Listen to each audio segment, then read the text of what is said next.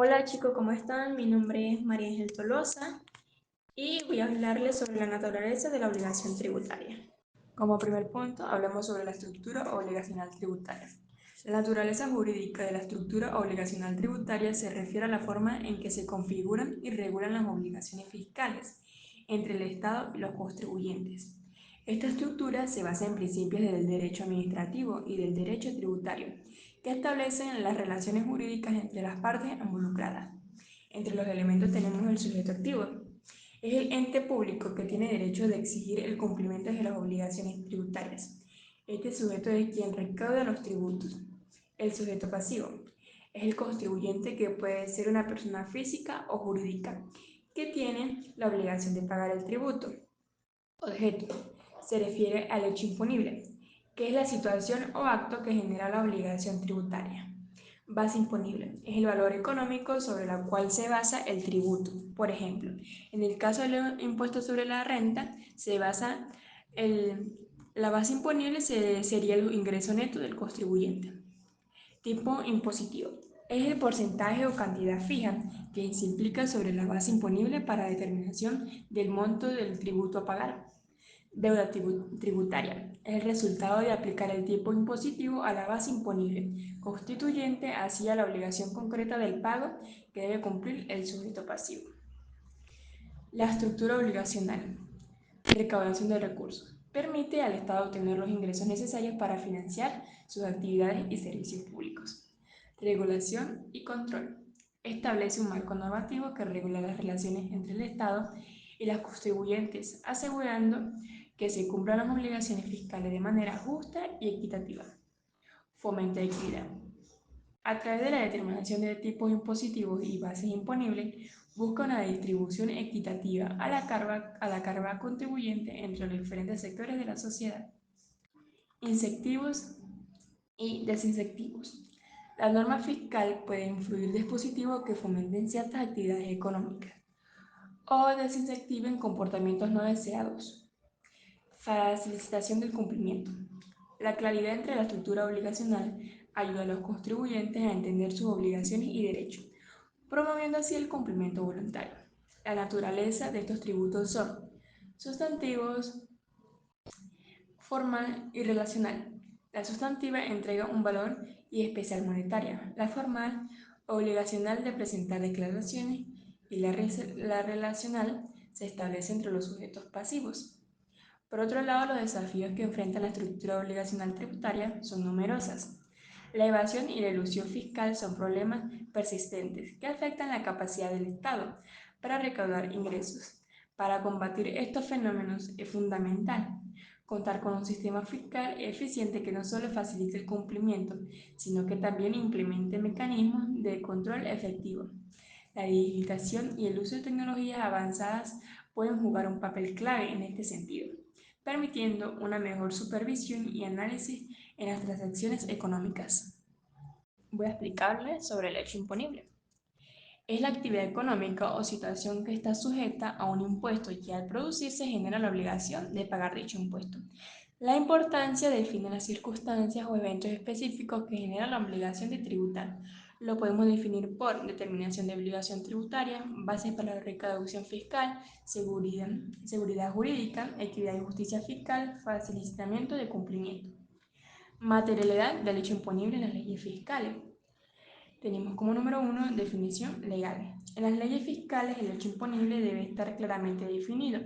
Esto implica describir específicamente qué eventos o situaciones activan la obligación tributaria. Por ejemplo, en el caso del IVA, el hecho imponible podría ser la realización de ventas de bienes o servicios. Como número 2 tenemos la clasificación de hecho imponible. Las leyes fiscales suelen clasificar los hechos imponibles en diferentes categorías, como hechos imponibles naturales patrimonial o hechos imponibles de naturaleza personal. Número 3. Condiciones para su configuración. Las leyes fiscales también establecen las condiciones bajo las cuales se considera que ha ocurrido un hecho imponible. Por ejemplo, puede requerir que se cumplan ciertos requisitos temporales o formales para que la obligación tributaria surja. Excepciones o tratamientos especiales. Las leyes fiscales pueden prever excepciones o tratamientos específicos que afecten la materialidad del hecho imponible. Por ejemplo, Ciertos ingresos pueden estar exentos del impuesto bajo condiciones específicas, lo que modifica la forma en que se aplica el hecho imponible. Por último, tenemos las modificaciones y reformas. La materialidad del hecho imponible puede ser objeto de reformas legislativas en respuestas a cambios económicos o sociales. Esto significa que las leyes fiscales deben ser revisadas periódicamente para adaptarse a nuevas realidades y asegurar que los hechos imponibles sigan siendo relevantes y justos. Tenemos aspectos fundamentales. Tenemos aspecto material, aspecto personal, aspecto espacial y aspecto temporal. Los aspectos materiales se refieren a la actividad económica o situación concreta en que está sujeta al impuesto. El aspecto personal se refiere al destinario legal del tributo. El aspecto espacial se refiere a un lugar donde se produce el hecho imponible. Y tenemos el aspecto temporal, se refiere al momento donde se produce el hecho imponible y se devenga la obligación tributaria. Voy a explicarle cuál es la diferencia entre los contribuyentes y responsables. Es el laberinto de las relaciones jurídicas tributarias. La distinción entre contribuyente y responsable es fundamental para entender cómo se estructura y se administra el sistema tributario. El contribuyente es la persona física o jurídica que al realizarse el hecho imponible genera la obligación tributaria. Este hecho imponible puede ser una actividad económica, la posesión de un bien, la obtención de ingresos, entre otros. Por ejemplo, una empresa que genera ingresos por la venta de productos o servicios es un contribuyente del impuesto sobre la renta, ya que su actividad económica está sujeto a este tributo. Por otro lado, el responsable es una figura que, sin ser el sujeto que realiza el hecho imponible, asume la obligación de cumplir con el pago del tributo en lugar del contribuyente. Esta responsabilidad puede ser directa o solidaria, dependiendo de la normativa específica de cada país. Un ejemplo común del responsable es el empleador, que tiene y paga los impuestos sobre los salarios de sus empleados. Aunque el impuesto sobre la renta es una obligación del empleado, el empleador tiene la obligación legal de retener y pagar ese impuesto a las autoridades fiscales. La existencia de la figura del responsable es el sistema tributario y tiene varias finalidades. Primero, facilita la recaudación de impuestos, ya que las autoridades fiscales pueden asegurar el cumplimiento de las obligaciones tributarias a través de entidades personales que tienen una relación directa con el contribuyente. Segundo, reduce el riesgo de la evasión fiscal, ya que el responsable actúa como un intermedio que garantiza el pago tributario. Tercero, en algunos casos protege los derechos del contribuyente, ya que el responsable puede tener más recursos o capacidad para cumplir con las obligaciones tributarias de manera eficiente y oportuna. Con esto quiero decir que mientras que el contribuyente es quien directamente genera la obligación tributaria al realizar el hecho imponible, el responsable es quien puede ser legalmente obligado a cumplir con el pago del tributo en lugar del contribuyente. Ahora hablemos quiénes gozan de las excepciones y las exoneraciones. Pero voy a explicarle primero qué son las excepciones. Las excepciones son disposiciones legales que liberan total o parcialmente a ciertos contribuyentes del pago de un impuesto. Estas pueden estar dirigidas a personas físicas o jurídicas y pueden aplicarse en determinados ingresos, bienes o actividades. Por ejemplo, en muchos países las organizaciones sin fines de lucro pueden estar exentos de impuestos sobre la renta. Se caracterizan porque se aplican en situaciones específicas. Generalmente están establecidas por la ley. Pueden ser temporales o permanentes.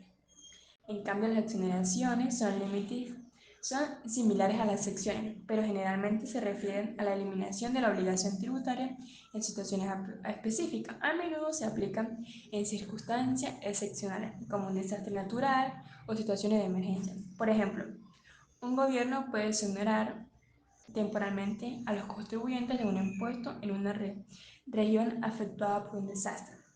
Se caracteriza porque suelen ser más restrictivos con las exoneraciones. Pueden ser aplicadas por autoridad administrativa. A menudo tienen un carácter temporal. Ahora, ¿quiénes gozan de las excepciones? Las excepciones tienen la entidad de carácter público en el Banco Central de Venezuela y el Fondo de las Inversiones de Venezuela, las instituciones benéficas y una asistencia social, los asegurados y sus beneficios, los pensionados y jubilados y los estudiantes becados. En cambio de las exoneraciones, Los enriquecimientos para las personas naturales y jurídicas domiciliadas o residenciales en la República Bolivariana de Venezuela, provenientes de los bonos de la PDVSA.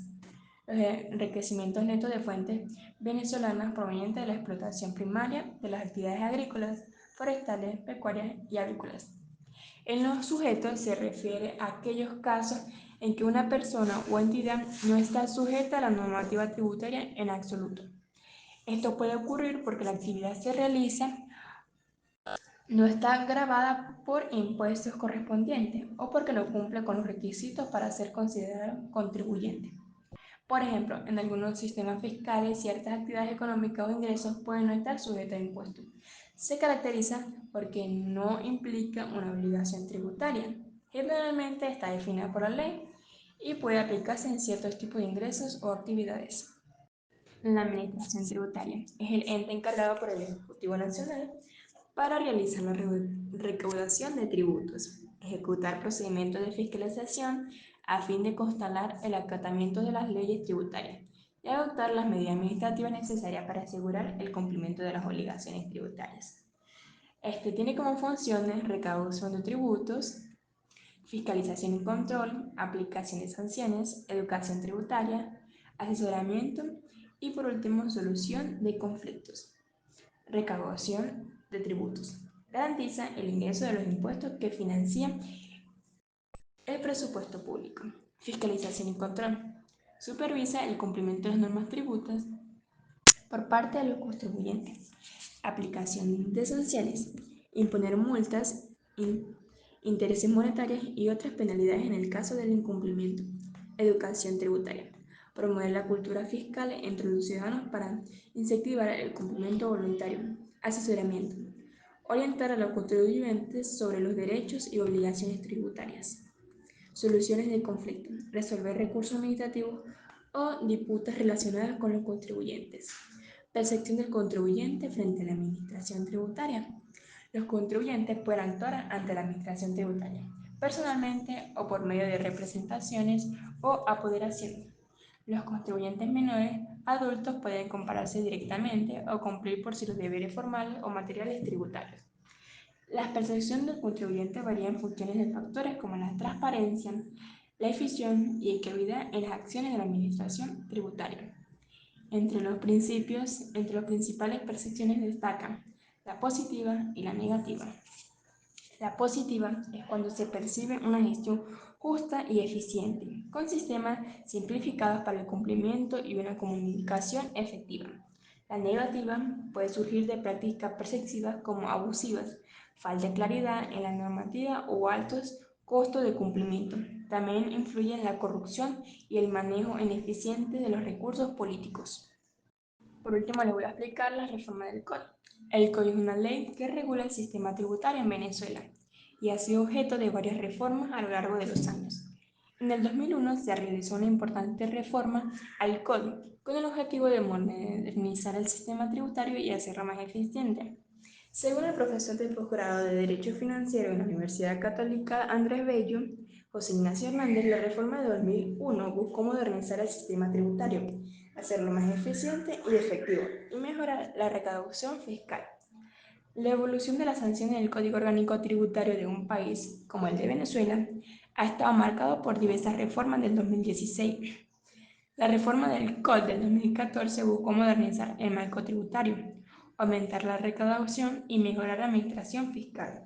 Se introdujeron sanciones más severas para combatir la evasión fiscal y fortalecer el control por parte de la administración tributaria. Tuvieron como cambios clave, se establecieron sanciones más altas para infracciones como la omisión de declaraciones, la presentación de información falsa y evasión. Además, incluyeron mecanismos para facilitar la fiscalización. Reforma del 2017. Esta reforma se enfocó en la simplificación de procesos y en la creación de incentivos para el cumplimiento voluntario y las obligaciones fiscales. Tuvieron como cambios que se introdujeron reducciones en las acciones de los contribuyentes que regularizaban sus situaciones ante un determinado plazo. Esto presentó un cambio hacia un enfoque más conciliador, buscando fomentar la colaboración entre la administración tributaria y los contribuyentes. La reforma del 2020 tuvo como objetivo adaptarse a las nuevas realidades económicas del país, promoviendo un sistema tributario más equitativo y eficiente. Estos tuvieron cambios clave que se realizaban las acciones para hacerlas más proporcionales a la gravedad de las infracciones. Se buscó evitar que las acciones fueran excesivas y desactivaran el cumplimiento, promoviéndose un clima de confianza. La reforma del 2021 continuó con el enfoque de modernizar y adaptarse a la economía digital y la globalización. Tuvieron como cambios claves que se introdujeron sanciones específicas para delitos fiscales relacionados con nuevas tecnologías y comercio electrónico, reflejando la evolución del entorno económico y la necesidad de regular nuevas reformas de evasión.